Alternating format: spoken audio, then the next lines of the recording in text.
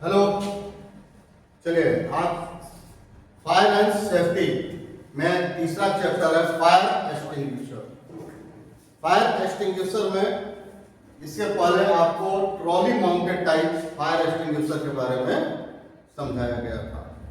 अब यहां से हम लोग स्टार्ट करेंगे पोर्टेबल फायर एक्सटिंग्विशर।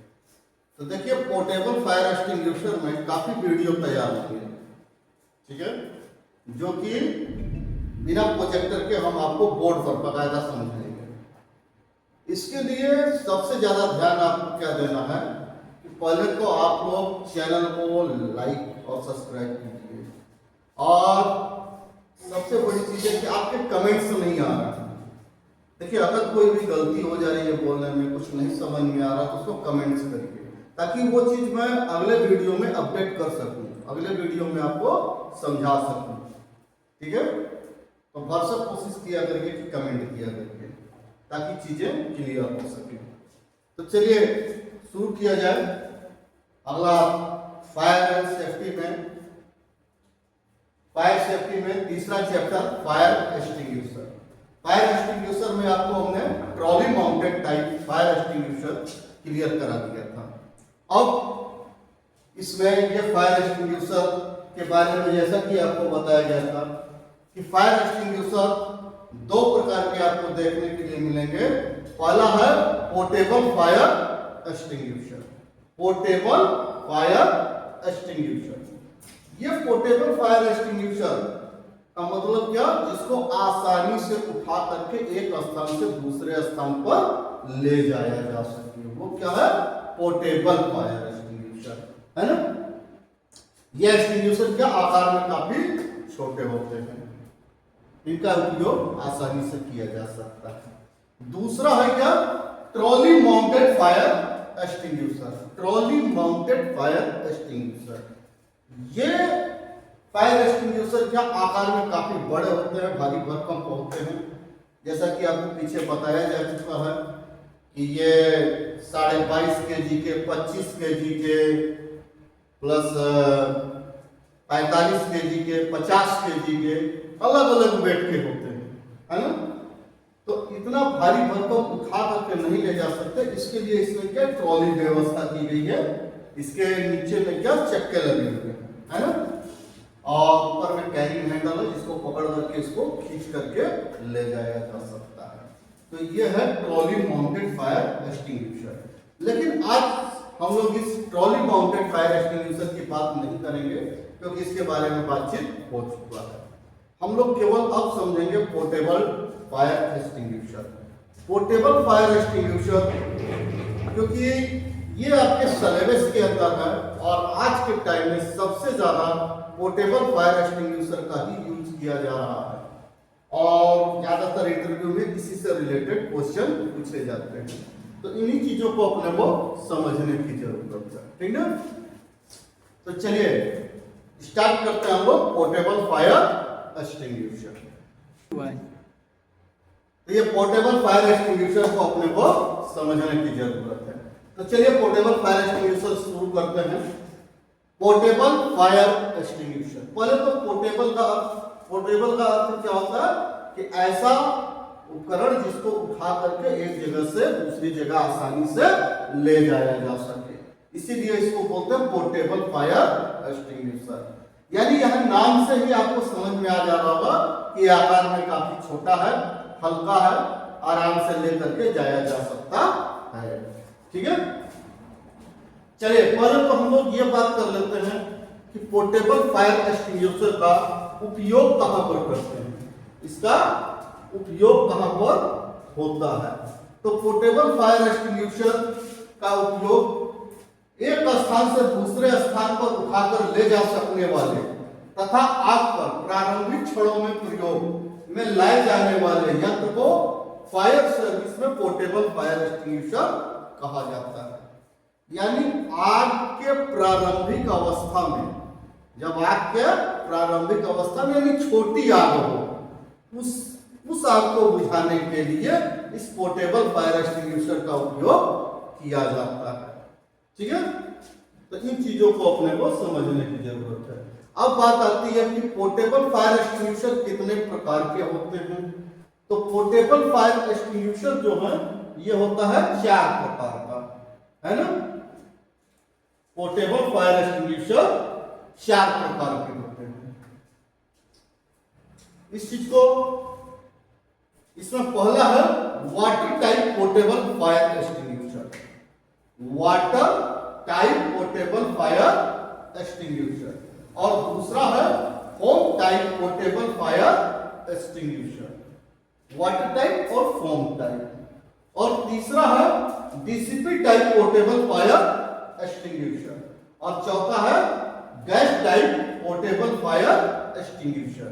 देखिए ये 4 तरह के फायर एक्सटिंग्विशर होते हैं। सिंपल सी बात आप इतना समझिए कि फायर सर्विस में आग बुझाने के लिए 4 चीजों का उपयोग करते हैं। एक तो वाटर का, फोम का, डीसीपी का और CO2 गैस का। वाटर, फोम, डीसीपी और CO2 गैस, ठीक है। यानी इन्हीं चारों के फायर एक्सटिंग्विशर होंगे। Water type portable fire extinguisher, foam type portable fire extinguisher, DCP type portable fire extinguisher और gas type portable fire extinguisher, ठीक है। तो इन्हीं चारों के बारे में अपने को समझने की जरूरत पड़ती है। तो इन चारों को एक संग तो समझा नहीं जा सकता, एक एक करके एक एक पार्ट वाइज इनको समझना स्टार्ट करते हैं, ठीक है। तो पहले हम लोग बात करते हैं water type portable fire extinguisher. Water type portable fire extinguisher. तो ये water type portable fire extinguisher क्या है? तो पानी के द्वारा आग बुझाने के लिए water type portable fire extinguisher का उपयोग किया जाता है। यानी पानी से आग बुझाने के लिए, है ना। कुल मिलाकर के ये कह सकते हैं कि क्लास A की आग, यानी लकड़ी, जूट, कोयला, कपड़ा, कागज, रबर, प्लास्टिक, अगर इनमें आग लगी है तो वहां पर हम water type portable fire extinguisher का उपयोग करते हैं, है ना। चलिए थोड़ा सा और आगे बढ़े तो देखिए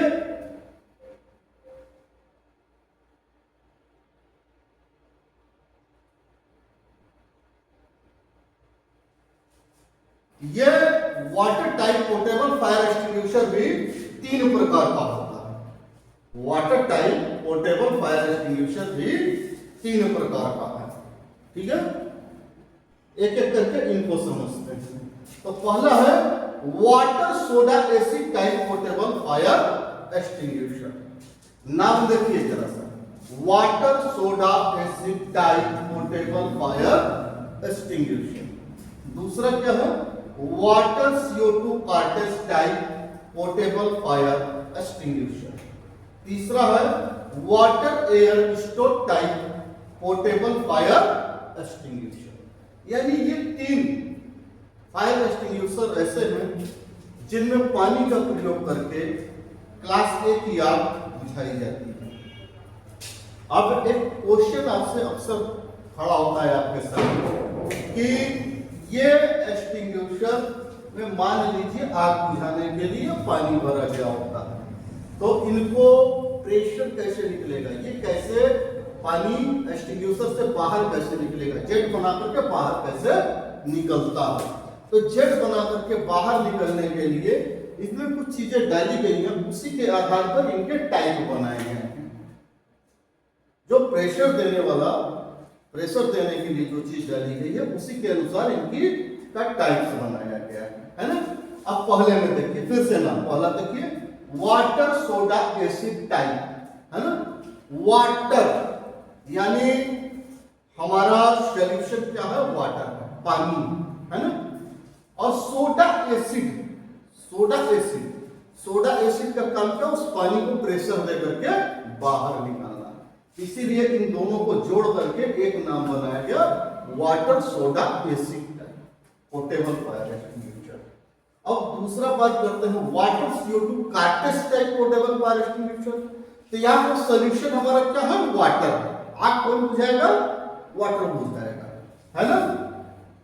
उस वाटर को निकालेंगे कैसे? उसको प्रेशर कैसे मिलेगा?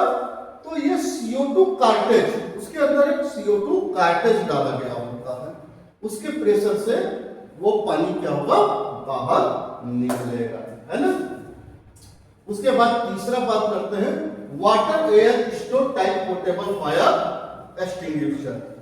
Water air stored, air stored यानी नाइट्रोजन एयर एक्सटिंग्विशर के मेन बॉडी में डायरेक्ट कंप्रेशन करके भर दिया गया होता है, डायरेक्टली भरा गया होता है एयर, नाइट्रोजन एयर।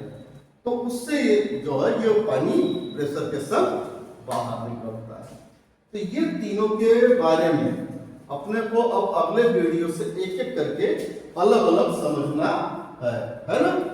तो थोड़ा सा हम इसका अगला वीडियो बनाने से पहले इसी में आपसे थोड़ा सा एक चीज और बात कर लेते हैं कि देखिए इसमें आप जितने भी एक्सटिंग्विशर पढ़ेंगे वो चाहे वाटर टाइप हो, फोम टाइप हो, डीसीपी टाइप हो या CO2 टाइप हो, सभी में एक प्रेशर का बार बार चर्चा होगा, जिसको बोलते हैं हाइड्रोलिक टेस्ट। हाइड्रोलिक टेस्ट, ये हाइड्रोलिक टेस्ट फायर एक्सटिंग्विशर के किए जाते हैं, उनकी मेन बॉडी की टेस्टिंग होती है। तो बात आता है कि ये हाइड्रोलिक टेस्ट बार बार आपसे हर एक एक्सटिंग्विशर में एक क्वेश्चन खड़ा हुआ करेगा, इस एक्सटिंग्विशर का हाइड्रोलिक टेस्ट क्या है, इस एक्सटिंग्विशर का ब्रश टेस्ट क्या है, ऐसा करके आपसे बार बार क्वेश्चन होने लगेगा। तो थोड़ा सा एक बार आप इसी में छोटी सी बात मैं बता देता हूँ कि हाइड्रोलिक टेस्ट होता क्या है। तो क्योंकि हाइड्रोलिक टेस्ट क्या होता है कि किसी भी एक्सटिंग्विशर का की बॉडी का टेस्टिंग करते क्या है, उसके अंदर का सारा सोल्यूशन निकाल करके डायरेक्ट उसकी बॉडी में पानी भरा जाता है और एक अलग ही कैप लगा दिया जाता है और कैप लगा करके उसका डायरेक्टली कंप्रेसर से या नाइट्रोजन एयर से उसको कनेक्ट किया जाता है और बॉडी की क्षमता इसके अनुसार होती है।